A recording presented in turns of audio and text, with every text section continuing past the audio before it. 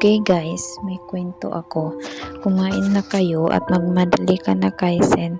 Bilang dito ang kanilang ama, muling tinaon ni Anya ang kanyang tingin sa kanyang kinakain. Mag-isip na naman siya kung ano ang gagawin niya sa lilipas na maghapon. Palibhasa, hindi naman niya kailangang magtrabaho sa kumpanya nila dahil ang tatlo niyang kuya ang namamahala ng Montejeros Group of Companies na nasa Pagbilao City.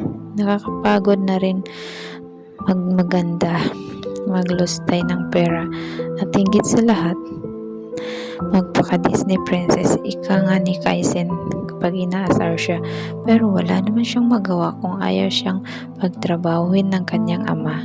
Kung handa na nga raw siya mag-asawa ay magsabi lamang siya at walang tututol sa mga ito. Ibang klase rin ang mga magulang niya. Palibhasa, isa siyang Montejero, literal na nasa kanya ang lahat.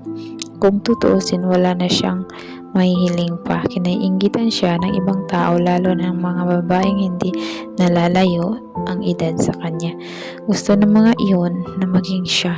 Kung alam lamang ng mga iyon, dumarating din ang time na para bang napapagod siya maging isang Anya Montejero.